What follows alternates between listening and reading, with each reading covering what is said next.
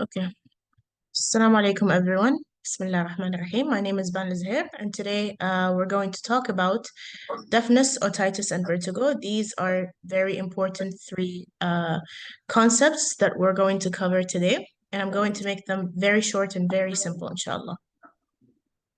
These are objectives for today. We're going to talk about the hearing cells very briefly because I think you should learn about the function of hearing cells from the physiology lectures. That's why clinical and physiology go hand in hand.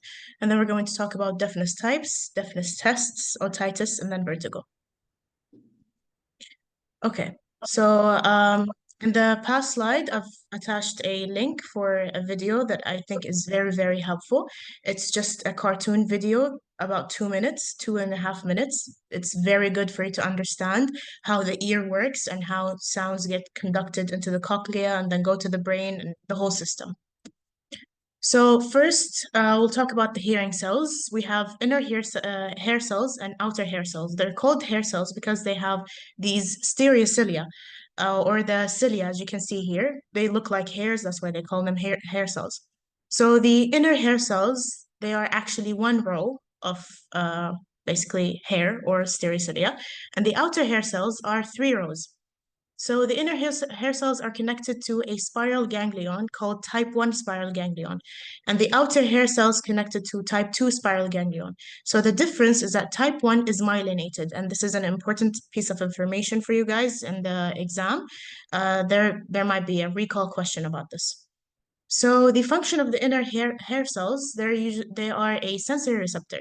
So the movement of this cilia, due to the movement of the endolymph inside the cochlea, it will move these stereocilia. It would lead to mechanical opening of ion-gated channels. Calcium and potassium will enter the cell, cause depolarization, and then release of neurotransmitter-filled vesicles. So subhanAllah, this whole process includes three types of stimulation. So first is mechanical stimulation, the movement of the cilia, and then the opening of the ion-gated channel, which is electrical stimulation. The entrance of calcium and potassium into the cell will cause a release of neurotransmitters, which is a chemical stimulation. This amazed me when I studied it, subhanAllah. So the outer hair cells, they have three functions. You have to memorize all of them. They are a cochlear amplifier, so they amplify the sounds. They are a tuner or tuners. They are also called electrical motility and sound discriminator. So these three functions are very important for the outer hair cell. You might have come across this graph in other lectures, and it's really important that you go through the physiology lectures before going through clinical.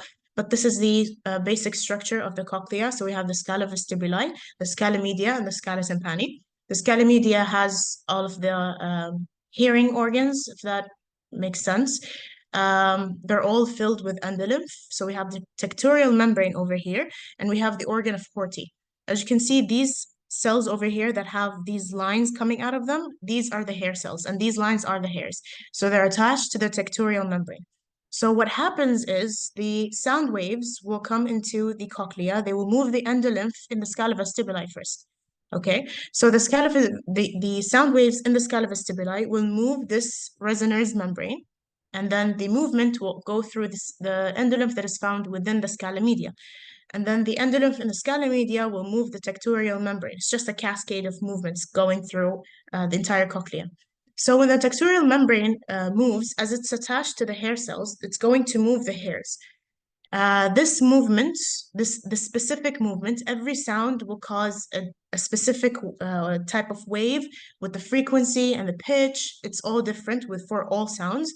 So all of these waves will move the hair cells. And as you can see here, there are black lines, very dark black lines. These lines present the nerves or the neurons.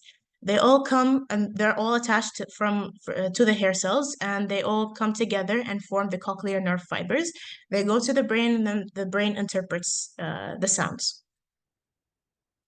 So this is a diagram to show the type of types of sound conduction. The doctor, Dr. Khalid Taiba, only talked about two types, but there are three in the graph, so I'm only going to mention the two the doctor mentioned. So we have bone conduction and air conduction. Air conduction is basically the sound waves coming from the environment and going through the air canal, and the bone conduction is the sound waves moving from the environment through the bone and directly into the cochlea. So the bone conduction bypasses the tympanic membrane, which is the eardrum. So these type of conductions will help us differentiate between types of deafness and will help us locate the problem if it's sensorineural or conductive, which is we're going to talk about right now. So types of deafness, as we mentioned, there are two types, conductive and sensorineural, and there's a third type which is mixed, both of them. So the conductive deafness, the sound is not going through the ear canal smoothly. So the problem is within the ear canal. There is a blockage of some sort. So this can happen due to an increased amount of wax within the ear canal. It could be a tympanic membrane perforation, could be congenital atresia of the ear. It could be otosclerosis, which is basically a formation of spongy bone within the bony labyrinth of the ear, and could be also a tumor within the ear canal, whether it was an internal or external tumor. Sensorineural is basically the problem is within the cochlea or the auditory nerve. So it does not matter if the sound was coming from the outside environment through air conduction or through bone conduction. It does not matter because the problem is within the receiver or the receptor. So you won't be able to hear whether it was bone or air conduction. So the causes of sensorineural include genetic causes. It could be acquired, it could be a tumor, or some cytotoxic medications can cause this type of deafness. So deafness usually present with otalgia, which is ear pain, tinnitus, which is a ringing sound, blocking, fullness, cracking noise, could be itching or discharge. Someone can have no sound localization. They won't know where the sound is coming from. If a child is presenting with deafness, they might be itching their ear or pulling it. So this picture, I got it from the doctor's slides. We have a lot of tests to test for deafness. I only mentioned the important ones, but I do recommend that you go through all of them. So we have otoscope and otoendoscopy. These are used to check the integrity of the tympanic membrane. And this is a picture of a normal tympanic membrane. As you can see here, the V type of shape over here, this is the stapes attached to the tympanic membrane, and it's called the malleus handle. And yeah, I think that's about it for this because it's a normal picture, and I included a lot of abnormal findings on the endoscope. Okay, so this is another test called tympanography. This is a very, very important test. We had so many questions about this graph. The doctor will bring a graph and ask you, what does this curve mean? So I'm going to spend a little bit of time on this. So the green graph, or A, is the normal hearing. Okay, it's not too much and it's not too low. This is normal. You have to know where the normal curve falls. Okay. AD over here, the red one, is ossicular discontinuity. That means that the bones inside the middle ear cavity are not attached to each other as well as they should be. They're too loose. So if the bones are too loose, there won't be any attenuation to the sound. So you'll hear sounds a bit louder or sharper than usual. That's why the curve is way higher and steeper than the normal one. AS is ossicular stiffness. The bones are stiff and they're not moving as loosely as they should be. So the sounds will be too dull. That's why the curve, the yellow one, is below the normal one. B presents middle ear effusion and tympanic membrane perforation. As you can imagine, if there is fluid within the middle ear cavity, this will flatten the sounds. The sounds will be too dull. Also, the tympanic membrane perforation will cause the same type of presentation, this dull or flat curve over here, because the tympanic membrane helps the sound reflect back. So if the tympanic membrane is gone, the sound will basically disappear within the middle ear cavity. C over here, this is the early curve. It happens due to retraction of the tympanic membrane or eustachian tube dysfunction. So this is usually caused by high negative pressure within the middle ear cavity. As you can imagine, the normal tympanic membrane, the normal anatomical position of the tympanic membrane is usually bulging towards the ear canal or towards the outside. So a retraction of the tympanic membrane, that means it's pulled within or pulled towards the middle ear cavity. So if it is pulled towards the middle ear cavity, that means there will be high pressure or high negative pressure. Okay, this can also happen with ET for short, Eustachian tube dysfunction. The Eustachian tube is there to equalize the pressure between the middle ear cavity and the outside environment or outside pressure. So any blockage in this tube will cause an increase in negative pressure within the middle ear cavity. So I do recommend that you go over other tests in the lecture, and I think the doctor has mentioned some examples of any abnormality with this tympanography graph. So another test is the audiological testing. On the left here, you see the graph color-coded with the types of hearing. So normal hearing is within the yellow range over here. This is the normal hearing. Usually you'll see a line within the 0 range, should not be over 10 or under -10. As you can see here, mild hearing loss, moderate hearing loss. So the picture on the right, the red line represents the right ear, and the left line represents the left ear. So the red line, as you can, if you want to remember it, red line, right ear, RR, right and red. For example, this picture over here, this represents someone who has slight to mild hearing loss. As you can see, the line is not normally would be over here, but it's lower. So this indicates slight to mild hearing loss. The picture that the doctor would bring in the exam, it won't include this. So you basically have to memorize normal hearing loss, and then it goes into mild, moderate, moderately severe, severe, and then profound. You have to memorize this cascade. So this is another form of the audiological testing. Always remember, red means right ear and the blue means left ear. So the circle and the X indicates air conduction, and the bigger than and lesser than icons represent bone conduction. This over here is a normal audiological testing. This is audiological testing of the right ear because all the lines are red. And the lesser or bigger than icons are over here. They indicate bone conduction, and then the circles air conduction. So this is another example, but of an abnormal test. We said before, the bigger and lesser than icons are bone conduction. This is up here around the 0 line, so normal. But the air conduction is lower. That means we have conductive hearing loss because, as we said before, the air conduction is basically the sound waves moving from the environment into or through the ear canal. So if there is a problem within the ear canal, this is called conductive hearing loss. So these diseases, we'll go over them when we talk about vertigo, but the doctor mentioned them here, so I'm going to mention them twice basically in this lecture. So Meniere's disease is atrophy of the organ of Corti and dilation of scalae due to the dysfunction of drainage of the endolymph. SNHL hearing loss is a genetic disease caused by a mutation in DFNB1 gene. The doctor mentioned this only once, so I recommend you memorize it just in case.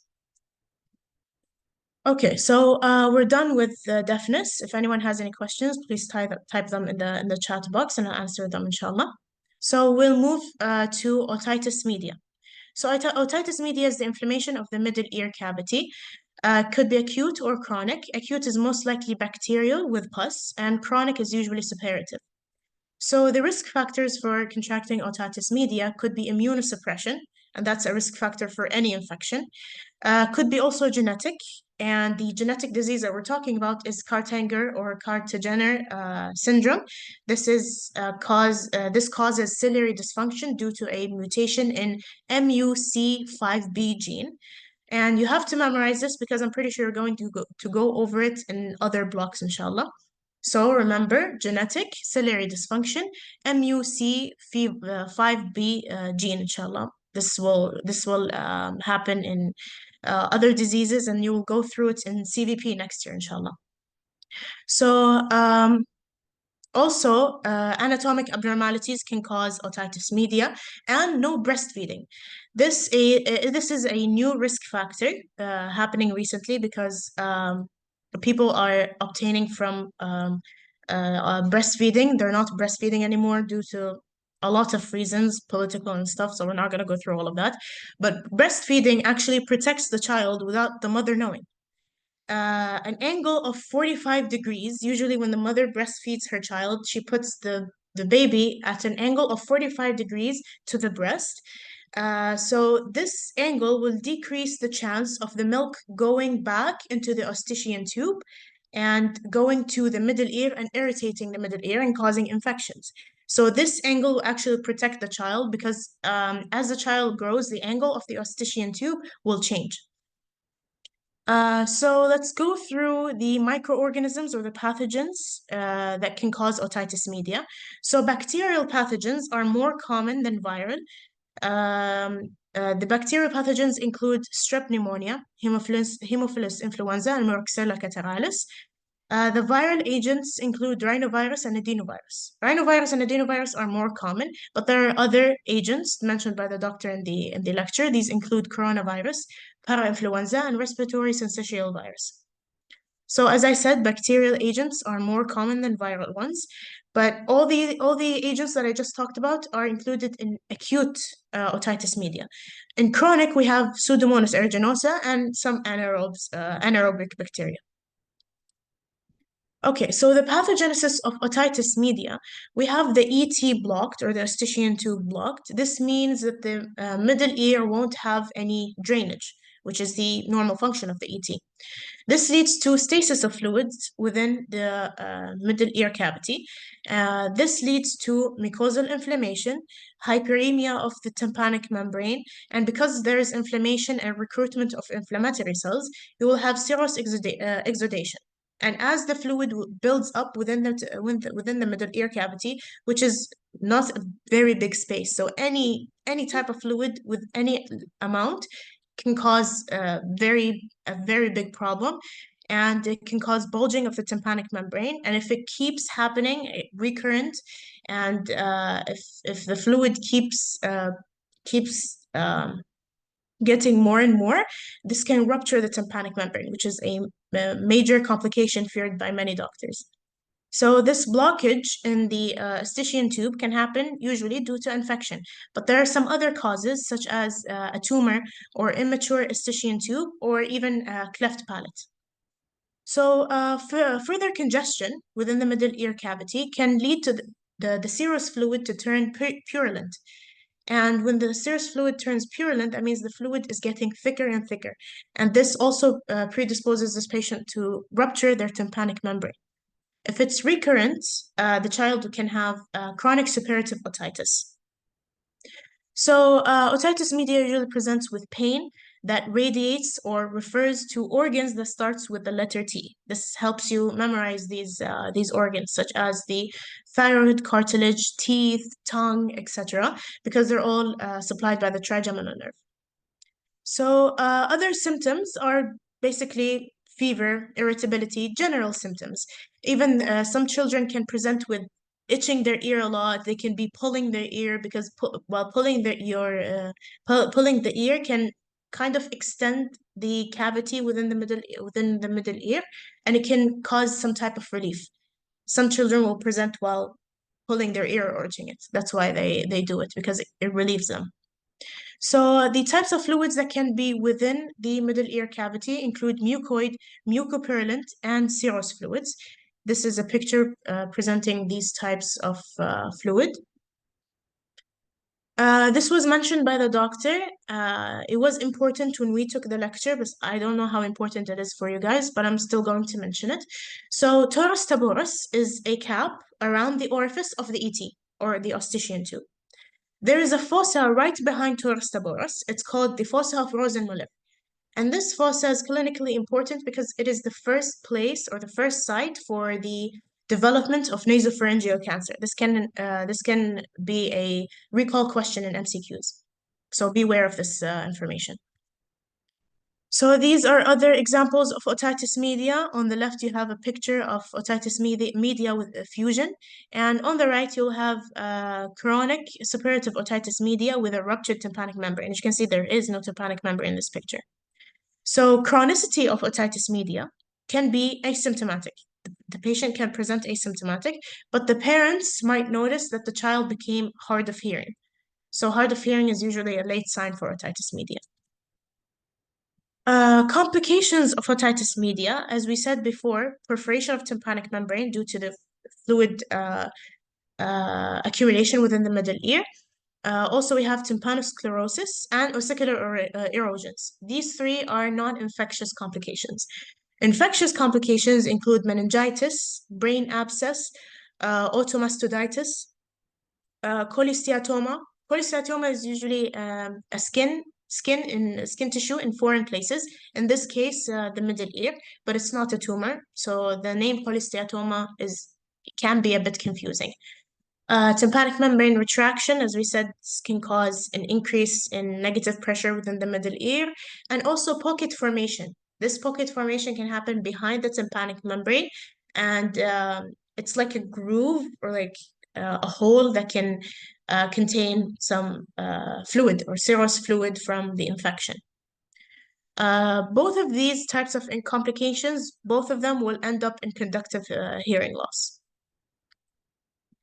Okay, so I hope that was clear for otitis media. It's pretty easy, simple, and straight to the point. We'll go to vertigo, which is the last part of our lecture. So vertigo is the perceived movement of one's body, such as swaying around or spinning or feeling like you're rotating even though you're not moving. So vertigo is never continuous because it usually resolves within weeks and the CNS will adapt to the defect. It will get used to the spinning and the rotation movement. And within weeks, you'll be just like normal, even if the cause of vertigo is still there, but your CNS will adapt to it. So the doctor mentioned or had this table in his lecture, and I found it to be very, very helpful.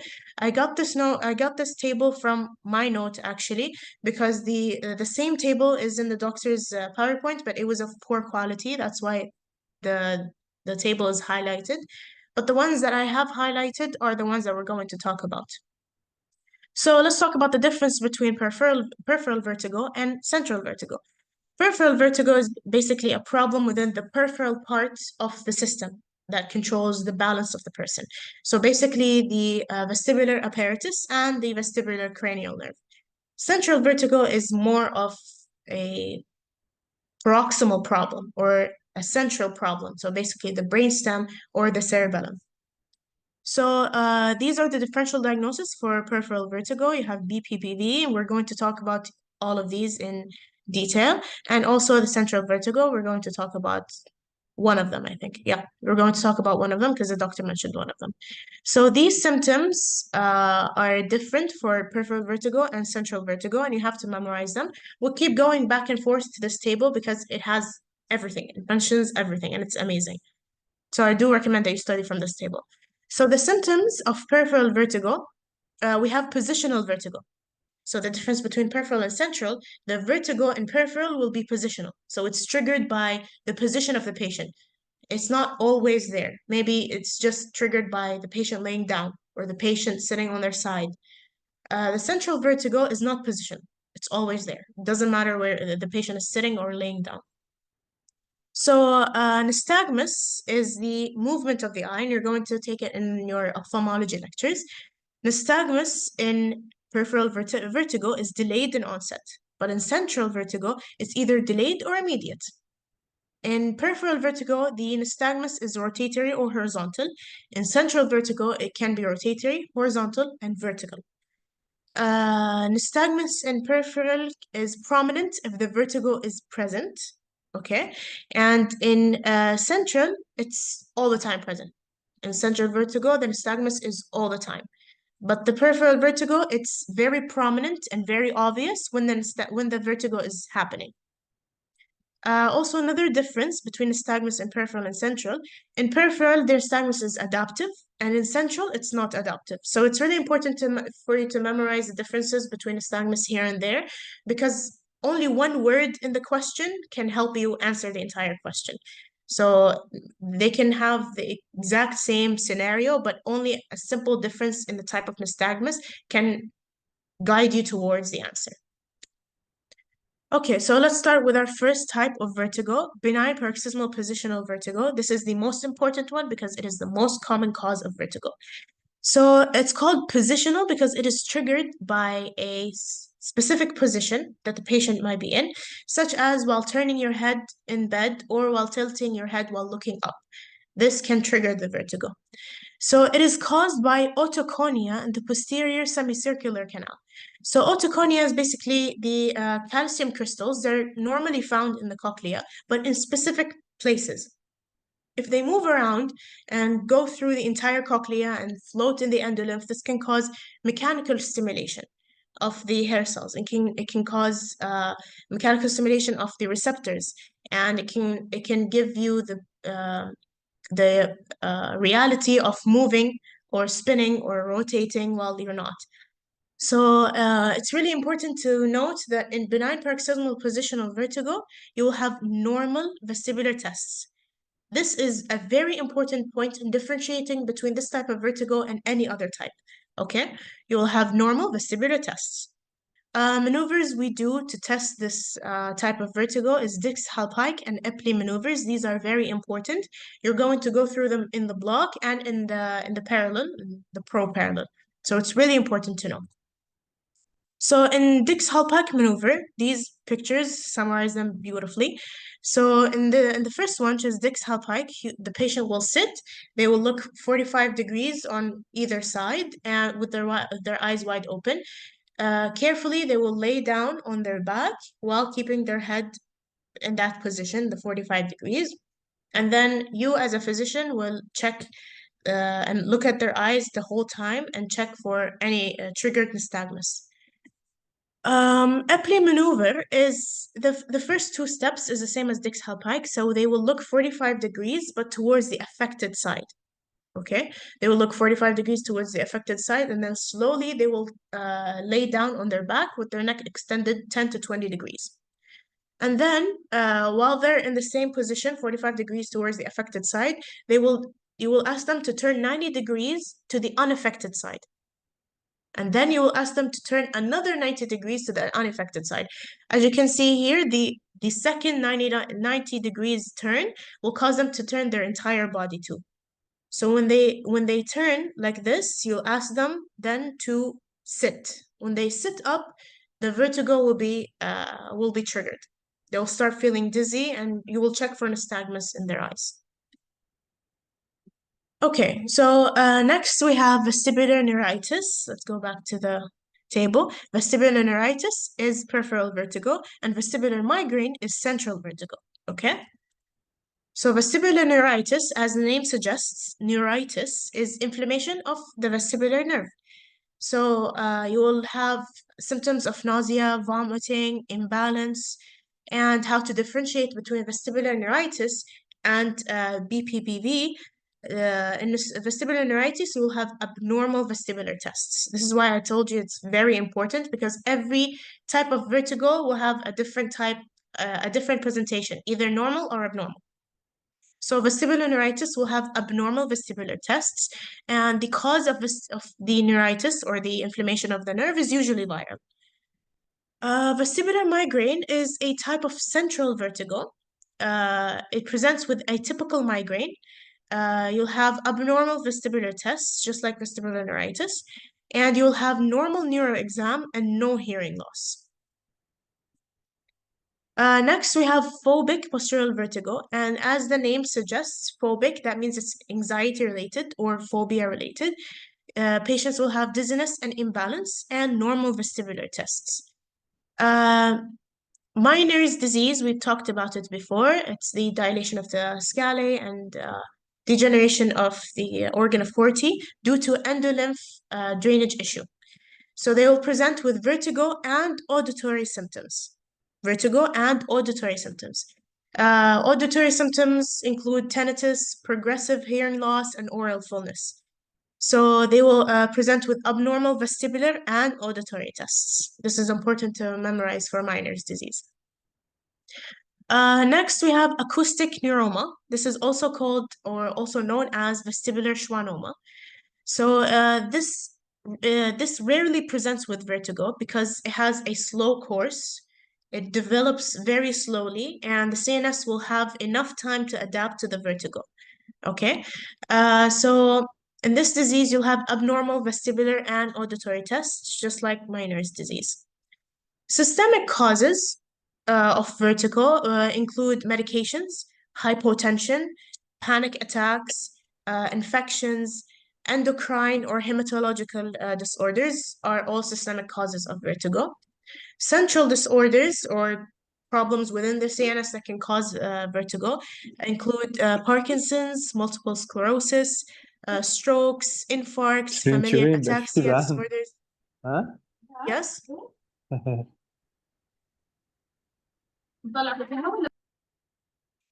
Okay, so central disorders, as I said, include Parkinson's, multiple sclerosis, strokes, infarcts, familial ataxia disorders, and many others. We included all of them in the differential diagnosis of central vertigo. You're always going to go back and forth to the table because it's a really good table. Study from it. So treatments for vertigo, they usually give antihistamines and antiemetics and vestibular rehabilitation. Also for phobic postural vertigo, because it's anxiety related, they would give anxiolytics or antidepressants. Okay, these are some questions. Let me see if we have enough participants. Okay, I included some questions. I'll send the PowerPoint to the batch group, inshallah. It's really good to solve some questions, some practice questions. And that's it. Thank you so much for listening. Please scan the code. And again, please don't forget to revise all of the graphs that he has in his lectures because he brings them in the exam. He brings examples for abnormal graphs, and he can also bring examples of normal graphs. So please learn the normal graph first before you learn the abnormal one. And the graphs, he can bring them in any part of the exam. It's not just MCQs, it can be SAQs or OSPI. And thank you so much for listening. Here's my number and email if you have any questions.